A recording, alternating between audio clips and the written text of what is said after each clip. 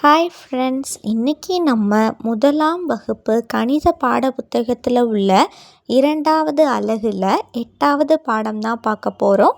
Second யூனிட்டில் இருக்கிற 8th lesson மீதி பலூன்கள் கற்போமா. பாருங்கள், அந்த பாப்பா சொல்கிறா, என்னிடம் 3 நீல வண்ண பலூன்கள் உள்ளன. என்கிட்ட 3 நீல வண்ண பலூன்கள் இருக்குது அப்படின்ட்டு சொல்கிறா. அந்த பையன் சொல்கிறான், என்னிடம் நீல வண்ணத்தில் 2 பலூன்கள் மட்டுமே உள்ளன. என்கிட்ட நீல வண்ணத்தில் 2 பலூன் மட்டும்தான் இருக்குது அப்படின்ட்டு அந்த பையன் சொல்கிறான்.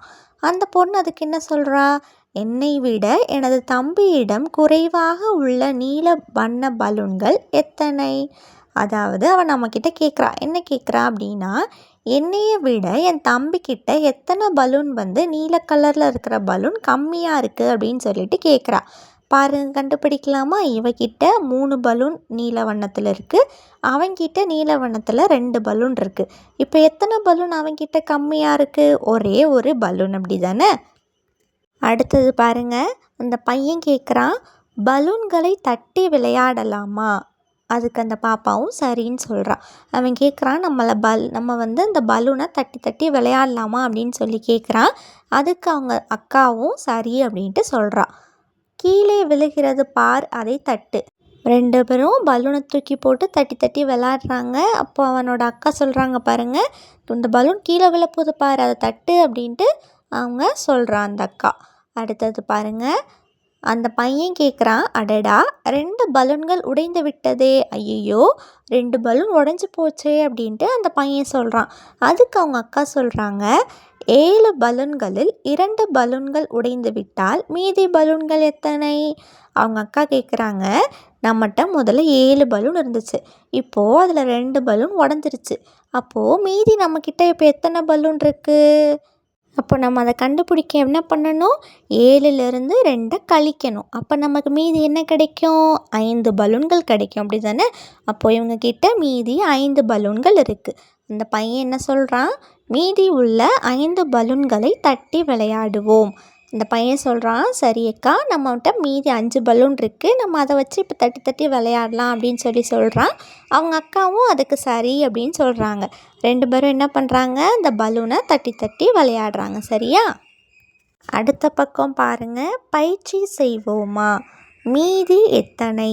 மீதி எத்தனை அப்படின்னு சொல்லி கண்டுபிடிக்க போகிறோம். அதாவது ஃபஸ்ட்டு அவங்களே கொடுத்துருக்காங்க பாருங்கள், 7 பூக்களில் 3 உதிர்ந்து விட்டால். ஃபஸ்ட்டு இருக்கிற தொட்டியில் 7 பூக்கள் இருக்குது, அதில் 3 பூ உதிர்ந்துருச்சு, மீதி இப்போ எத்தனை பூ இருக்கும் அப்படின்னு சொல்லிட்டு கேட்குறாங்க.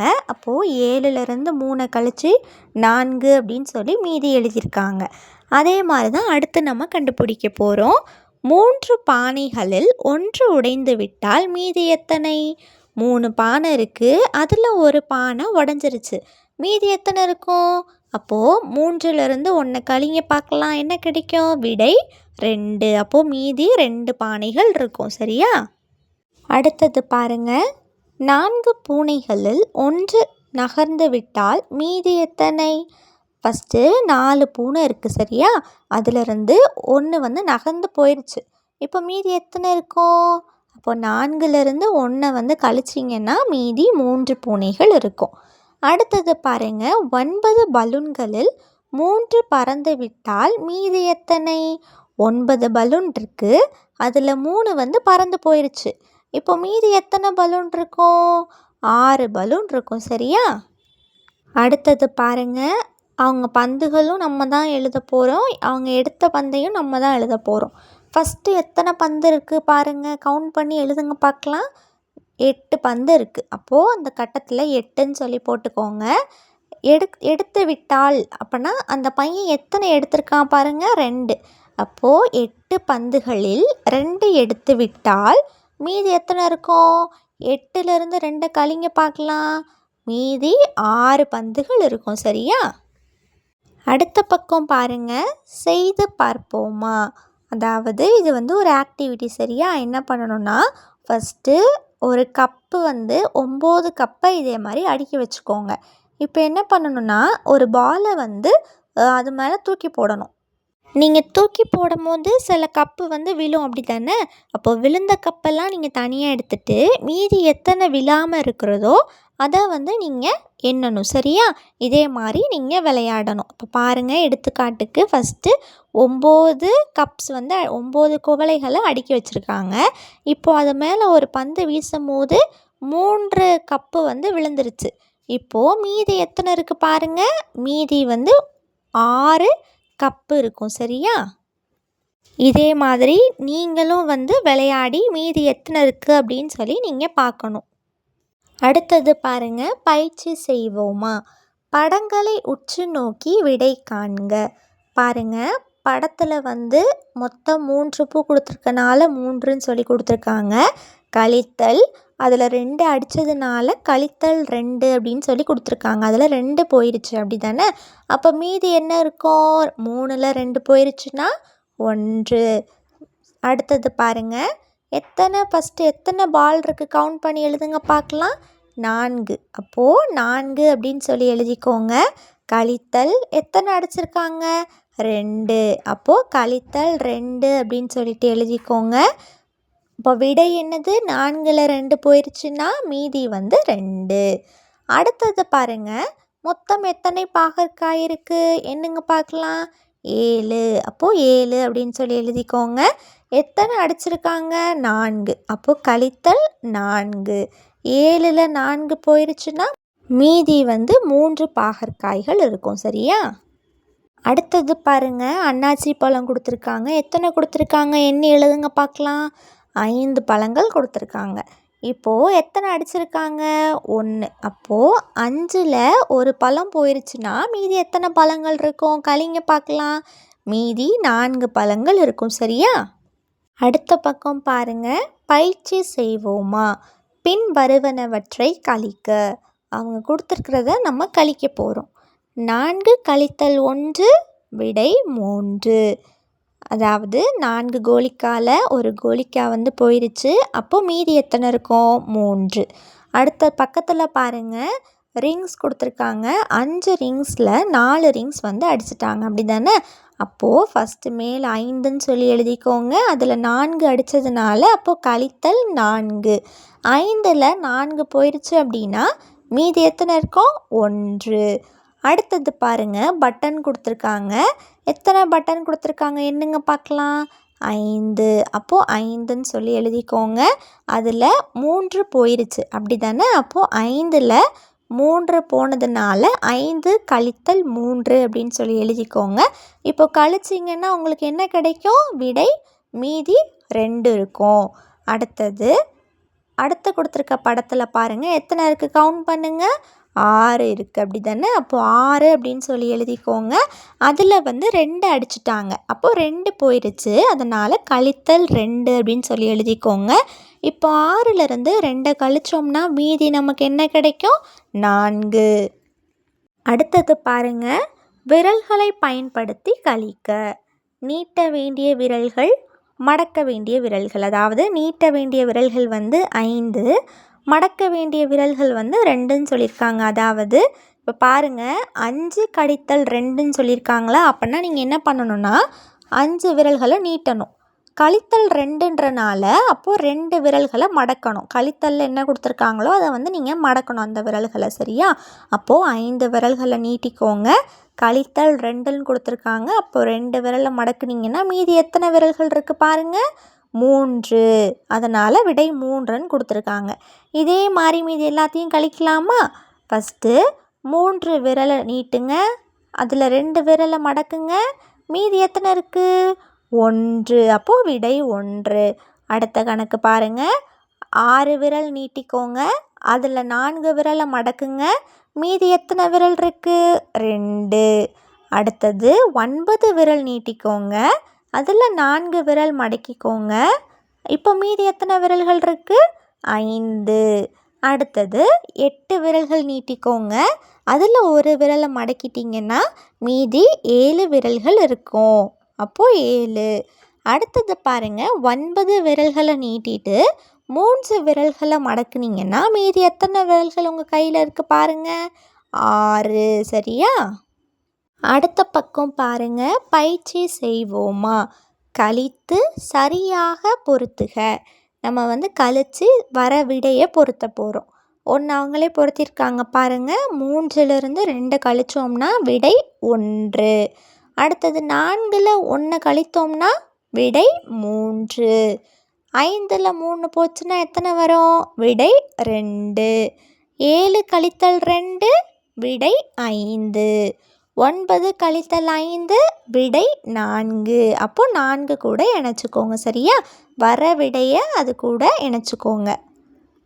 அடுத்தது பாருங்க, கழித்து எழுதுக. 6 கழித்தல் 1. 6ல் 1 போச்சுன்னா விடை என்னது? 5. 9ல் 1 கழித்தோம்னா விடை 8.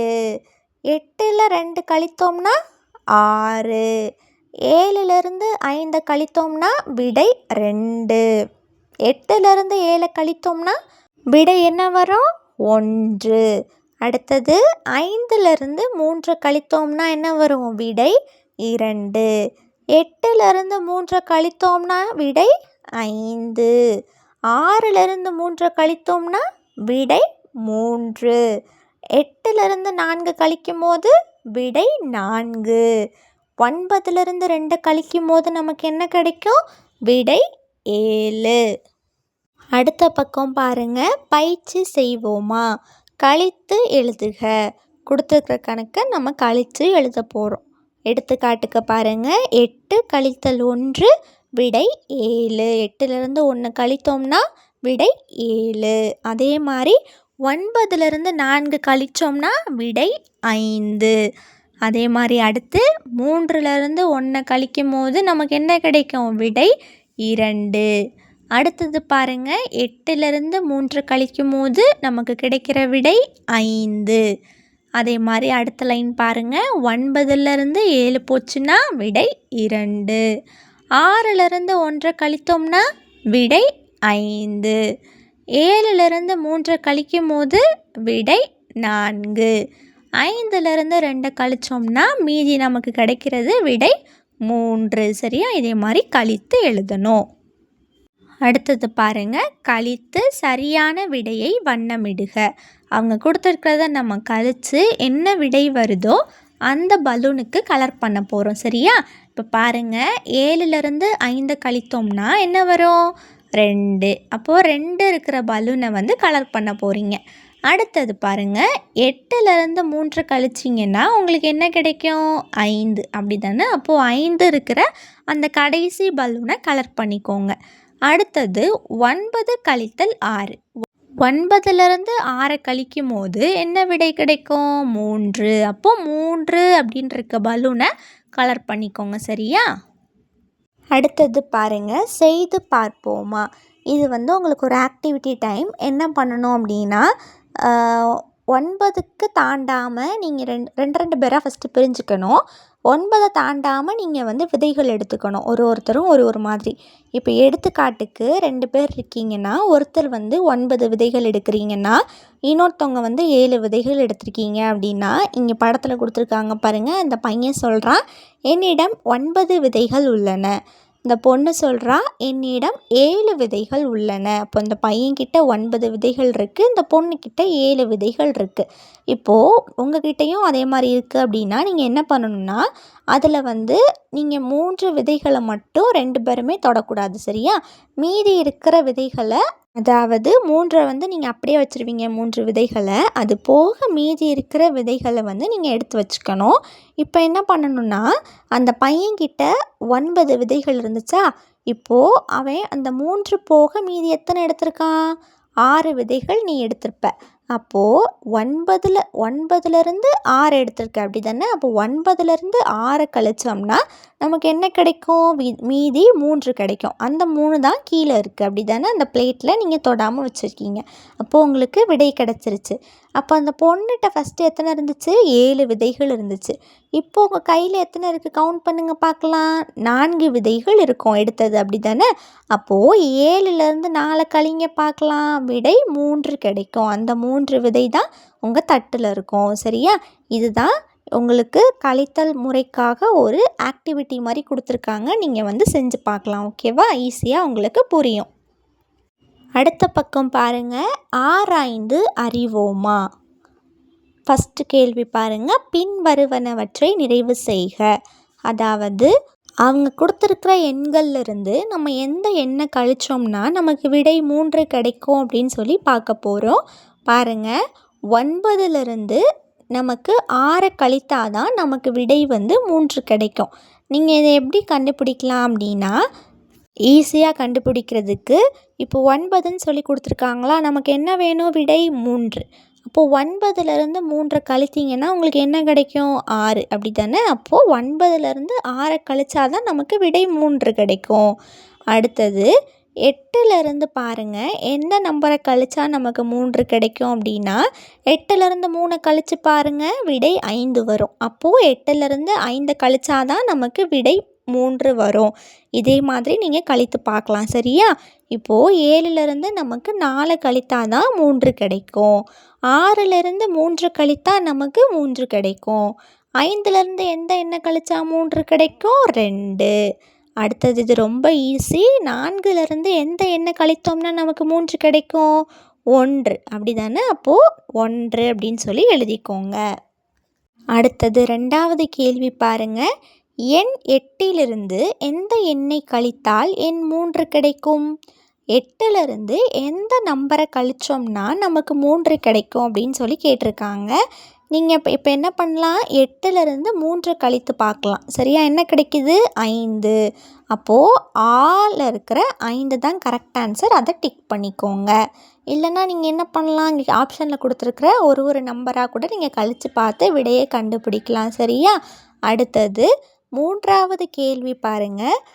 கழித்தல் கூற்றை நிறைவு செய்க. 5லிருந்து எந்த எண்ணை கழிச்சா நமக்கு 2 கிடைக்கும்? அதே மாதிரி தான். 5லிருந்து 2 கழிங்க, என்ன வருது? 3. அப்போது விடை 3.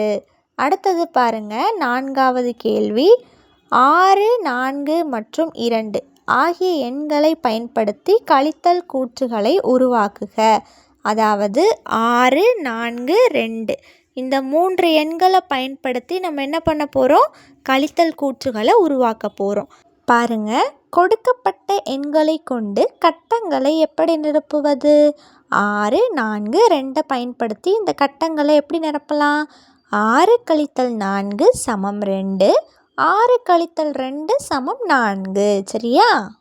6லிருந்து 4 கழித்தோம்னா விடை 2, 6லிருந்து 2 கழித்தோம்னா விடை 4. அடுத்த பக்கம் பாருங்கள். ஆராய்ந்து அறிவோமா. பின் வருவனவற்றிற்கு விடை காண்க. ஒரு தட்டில் 5 பர்ஃபி உள்ளன. அவற்றிலிருந்து ஒரு பர்ஃபி எடுக்கப்பட்டால் மீதி எத்தனை கடலை மிட்டாய் இருக்கும்? அதாவது ஒரு தட்டில் 5 கடலை மிட்டாய் இருக்குது. அதிலிருந்து ஒரு கடலை மிட்டாயை எடுத்துட்டாங்க.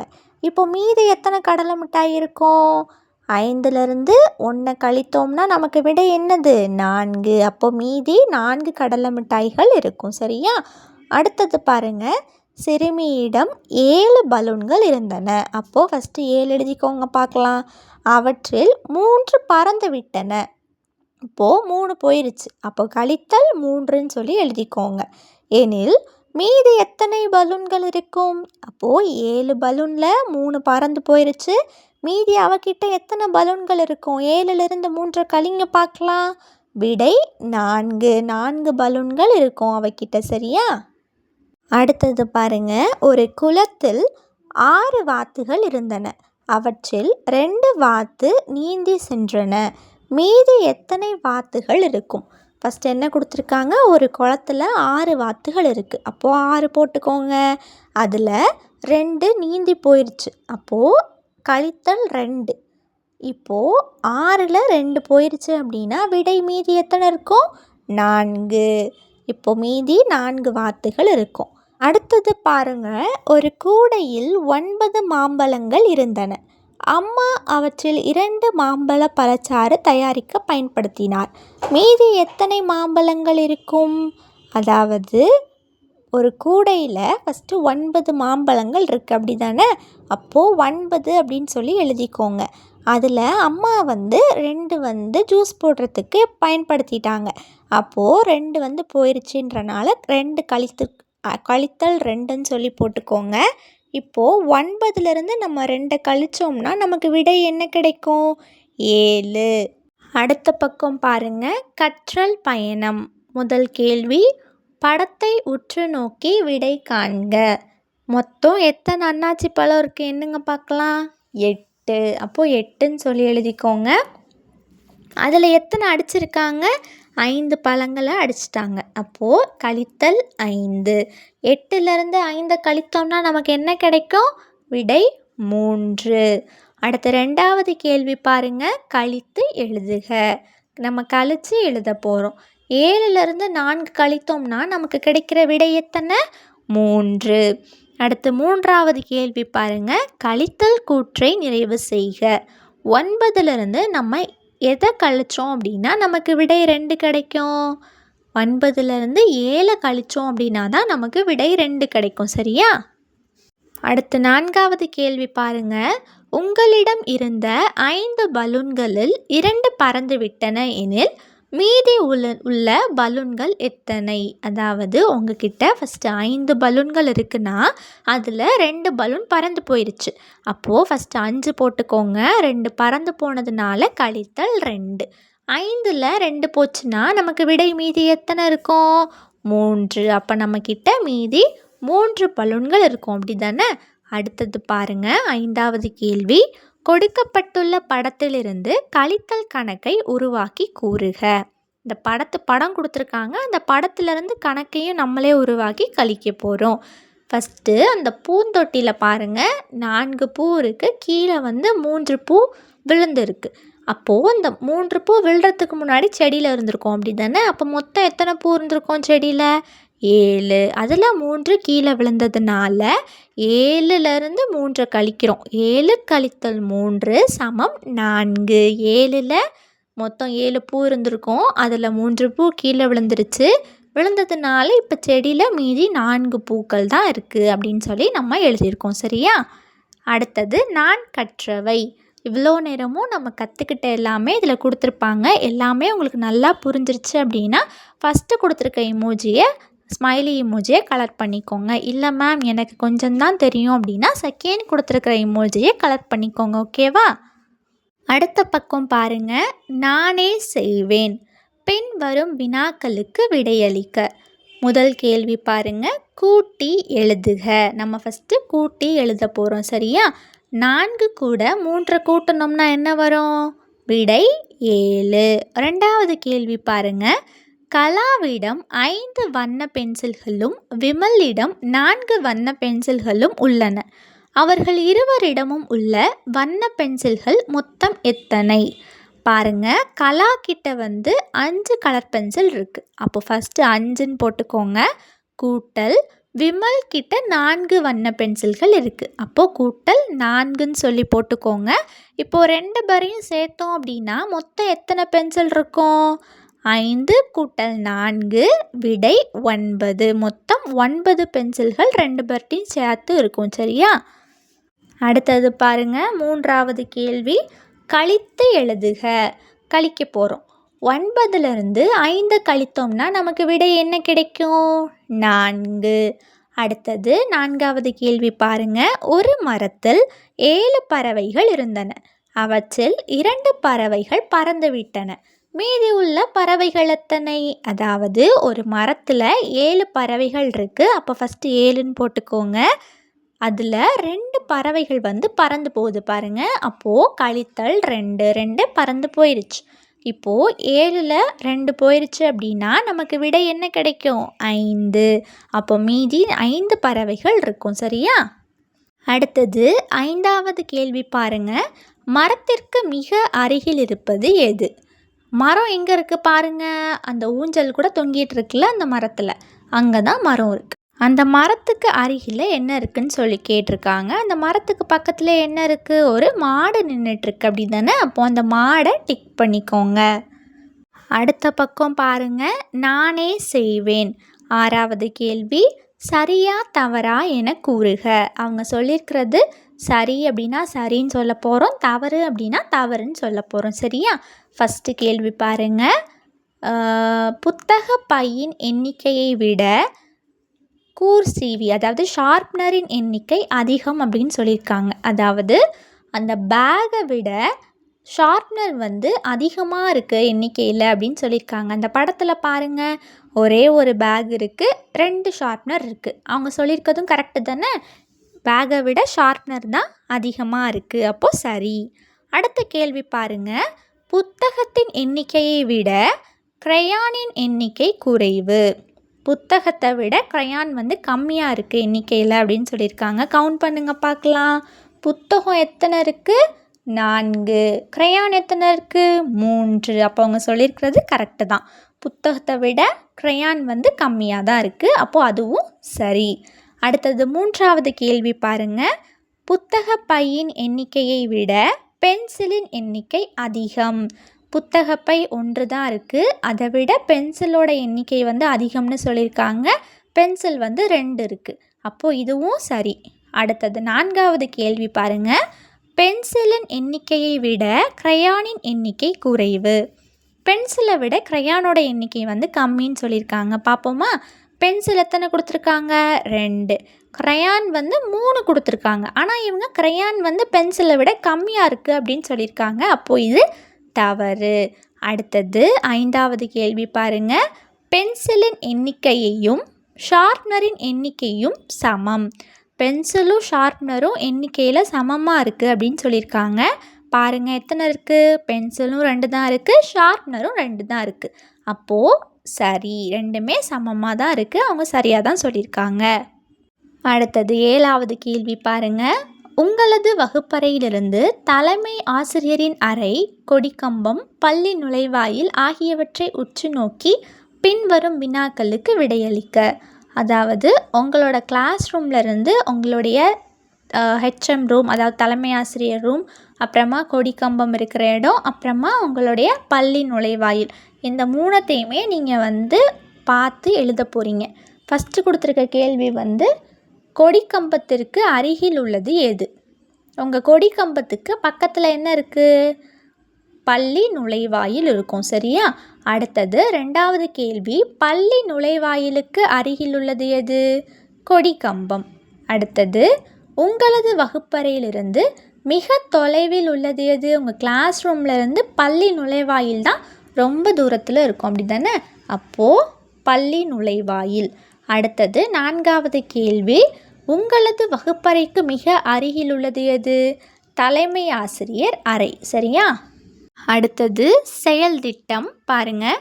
கூடுதல் 9ஐ தரும் கூட்டல் கூற்றுகளை எழுதுக. எந்த எண்ணெல்லாம் கூட்டுனா 9 வரும் அப்படின்ற மாதிரி நீங்கள் வந்து எழுத போகிறீங்க. எப்படி வேணால் எழுதிக்கலாம். சரியா? பாருங்கள், 8 கூட்டல் 1 9 தான், 7 கூட்டல் 2 9 தான், 6 கூட்டல் 3 9 தான், 5 கூட்டல் 4 9 தான். வேறு எப்படி எழுதலாம்? 9 கூட்டல் 0வும் 9 தான். அடுத்தது, விடை 1ஐ தரும் கழித்தல் கூற்றுகளை எழுதுக. நம்ம வந்து 2 எண்ணை கழிச்சோம்னா நமக்கு விடை 1 தரணும். அந்த மாதிரி நம்ம இப்போ எழுத போகிறோம். எழுதலாமா? 9லிருந்து 8 கழித்தாலும் விடை 1 தான், 8லிருந்து 7 கழித்தாலும் விடை 1 தான், 7லிருந்து 6 கழித்தாலும் 1 தான், 6லிருந்து 5 கழித்தாலும் 1 தான், 5லிருந்து 4 கழித்தாலும் 1 தான். இதே மாதிரி நிறைய கூற்றுகள் நம்ம எழுதலாம். உங்களுக்கு தெரிஞ்ச மாதிரி நீங்கள் எழுதிக்கோங்க. சரியா? அடுத்த பக்கம் பாருங்கள், கற்றல் பயணம். இதில் கொடுத்துருக்கிறது எல்லாமே நம்ம கற்றுக்கிட்டதை இதில் கொடுத்துருப்பாங்க. எல்லாமே நீங்கள் கற்றுக்கிட்டீங்க அப்படின்னா டிக் பண்ணிக்கோங்க. ஓகேவா? ஓகே ஃப்ரெண்ட்ஸ், இதே மாதிரி நிறைய வீடியோஸ் பார்க்க நம்ம சேனலை சப்ஸ்கிரைப் பண்ணிக்கோங்க. இந்த வீடியோ உங்களுக்கு பிடிச்சிருந்துச்சுன்னா லைக் பண்ணிக்கோங்க. உங்கள் ஃப்ரெண்ட்ஸ்க்கும் ஷேர் பண்ணுங்கள். தேங்க்யூ.